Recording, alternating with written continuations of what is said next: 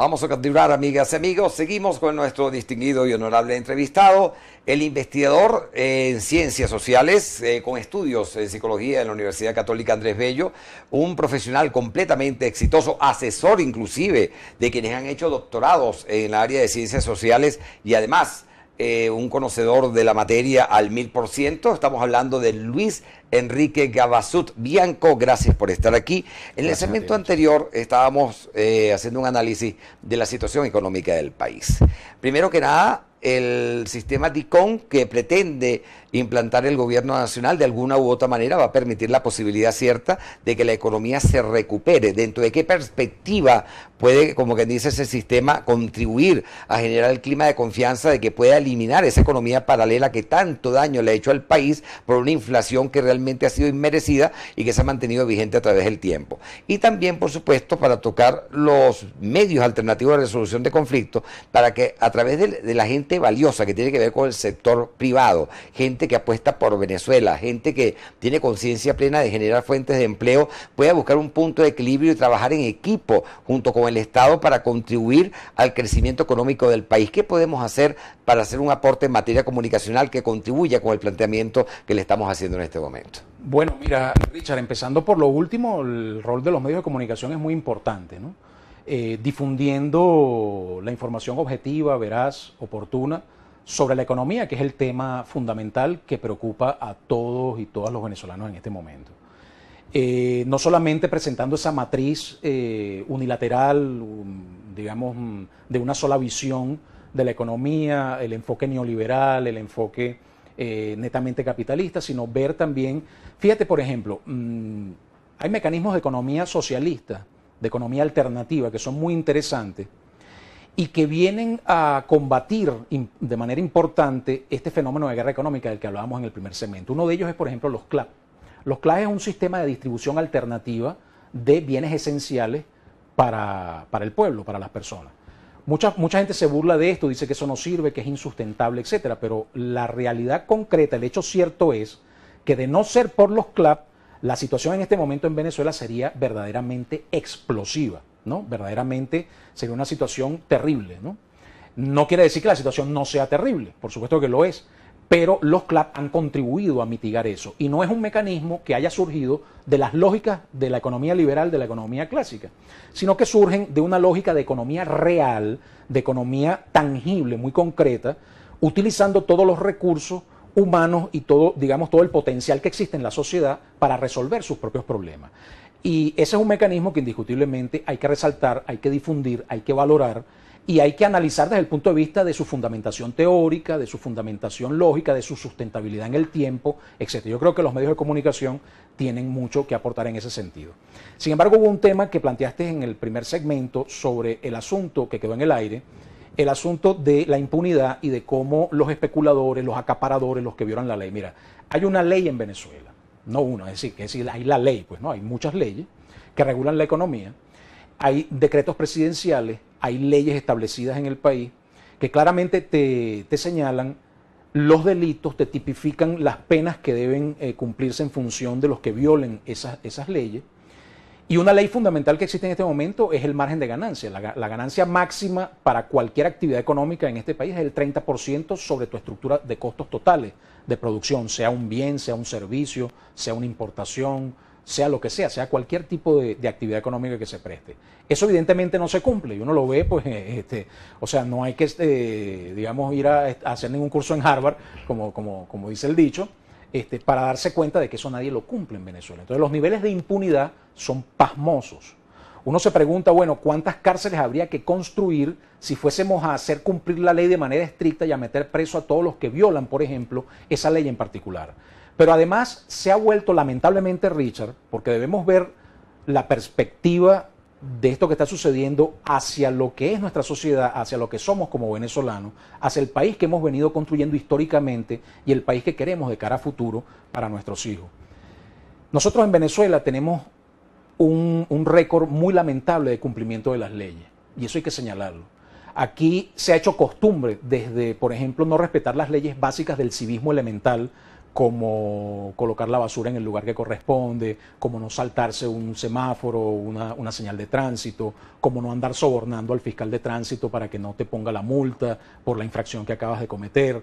Entonces se ha generado toda una tradición que, por cierto, no es porque el pueblo venezolano tenga una propensión a la sinvergüenzura. No hay que estigmatizar jamás a los pueblos. Es que las responsabilidades son personalísimas. Cuando la gente envía la vergüenza de viaje, los funcionarios, presumiendo el principio de la buena fe y el principio de legalidad, son gente honorable e integralmente decente. Que haya gente que de manera puntual, circunstancial, de momento y de lugar envíe su vergüenza de viaje, bueno, las responsabilidades son personalísimas. Pero ¿qué podemos hacer para crear una cultura donde se imponga la honestidad en Venezuela? Porque aquí lo que existe es un ladronismo colectivo gracias a los bachaqueros que han enviado su vergüenza de viaje y descaradamente hablando lo hacen en las narices de las autoridades competentes y no hay forma ni posible de darle un punto final a ese relajo. Mira, está demostrado históricamente y a lo largo de las distintas sociedades que la única manera es con la mano dura. Es decir, imponiendo el imperio de la ley, haciendo que se cumpla por la fuerza, ¿no? Es decir, por la fuerza de la ley, por supuesto. Las instituciones dentro de la sociedad deben tener la fortaleza necesaria para hacerse respetar y para hacer cumplir las leyes. Fíjate que el único juramento que le hacen decir a cualquier funcionario público, desde el presidente de la República hasta el más, elemental funcionario público de la administración pública, ¿cuál es siempre el juramento? Jura usted cumplir y hacer cumplir la ley. Ese es el juramento. Entonces, lo que hay es que lograr que ese juramento se cumpla a cabalidad. No es solo que el funcionario cumpla la ley, que ya es un gran paso, en un país con índices de corrupción que no lo podemos ocultar ni podemos tampoco ser maniqueos en eso, de venir a negar la corrupción, ¿no? Pero la corrupción se produce. Pero además no es solo cumplir, sino hacer cumplir la ley. Pero aquí hay un detalle, para eso existe la Contraloría General de la República, que es la responsable de impedir los ilícitos que se cometen en la administración pública, porque ese fenómeno se produce porque los canales de supervisión no se cumplen. Cuando de repente el presidente de la República ha denunciado hechos puntuales en materia de corrupción, sencillamente para que haya sanciones hiper ejemplarizantes, tiene que existir lo que se llama aplicar el imperio de la ley, porque quienes violan los derechos humanos son los que actúan de esa manera. Eso es correcto, y aplicar el castigo ejemplar, que es un principio fundamental del derecho. Tú como abogado, por supuesto, lo conoces bien, porque el Estado, cuando aplica la pena, aplica el castigo, no es por venganza. No es la venganza del Estado hacia un individuo, hacia un ser humano. Es por castigo ejemplar, es para dar el ejemplo, para que sirva de disuasor a la conducta transgresora que pudiera darse en otros actores o agentes sociales o miembros de la sociedad. Entonces, instituciones como la SUNDE, instituciones como el CENIAT, por ejemplo, fíjate, más importante en mi criterio que la misma SUNDE para combatir la guerra económica es el CENIAT, porque el CENIAT es el ente encargado de cobrar los impuestos. Los anglosajones tienen un dicho muy famoso que dice muerte e impuestos, ¿no? Es una analogía que ellos tienen allá como un chiste, ¿no? O sea, que más seguro que la muerte es el cobro de los impuestos, pues es lo que quiere decir básicamente ese dicho. Y en Venezuela es un país donde la tradición es evadir los impuestos. Tú tienes la aberración, por ejemplo, tú tienes un aparato empresarial que vive quejándose y protestando porque no le dan esto, porque no le dan aquella prebenda, porque no le dan dólares. Que de paso, aquí nadie está obligado a darle dólares a nadie. Las sociedades deben fabricar sus propios dólares, sus propias divisas y su propia actividad económica. Y en función de esa bonanza que se genera, ver lo que cada quien le pueda corresponder en función de sus capacidades. Los estados no están obligados a estarle dando dólares a nadie, ¿no? Eso es una primera aberración que hay en la interpretación o en la lectura de la realidad que tenemos hoy día, ¿no? Entonces, el Estado debe ser fuerte, pues los empresarios evaden los impuestos, no te pagan impuestos. Nosotros tenemos uno de los países del mundo con mayor evasión fiscal en pago del impuesto sobre la renta, pero además una legislación que no impone cargas tributarias sobre la renta, sobre las ganancias empresariales significativas, ¿no? Esa carga debe ser mucho mayor, porque además es un mecanismo para poder controlar la inflación. Porque tú puedes subir los precios, la inflación que es determinada por la fijación monopolística de precios, es decir, por la voluntad de los grupos monopólicos, te controlan, tienen el poder de mercado, controlan el precio a voluntad. Esa es la definición del monopolio. El monopolio se define porque es una agrupación económica que puede fijar el precio del mercado, del bien o servicio, a voluntad, ¿no? No por el libre juego de la oferta y la demanda. Eso es lo que dice la teoría y se cumple, y eso es así.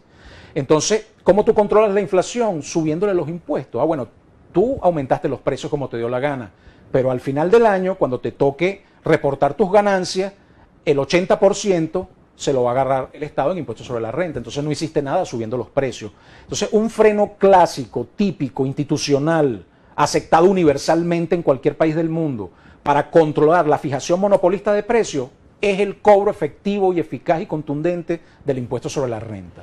Pero fíjate esto, en la próxima parte del programa, paradójicamente a lo que me estás planteando, hay como quien dice un análisis interesante allí, porque aunque aparentemente en teoría Venezuela tenga una cultura o una particularidad de evadir, entre comillas, el impuesto, paradójicamente hablando, cuando el CENIAT tiene una expectativa, en cuanto al impuesto se refiere, sencillamente no solamente las rebasa, sino que la gente paga mucho más de lo que tenía previsto el CENIAT según las estadísticas. No, pasa que ese es el IVA, el impuesto al valor agregado. Ok, exactamente. Bueno, en la próxima parte del programa vamos a hablar de ese aspecto y también, por supuesto, vamos a ahondar un poco más de lo que estabas analizando para brindarle calidad de información al público. Después de hacer un pequeño paréntesis para ir a comerciales, identificamos la estación y por lo tanto ya venimos con más de información con estilo.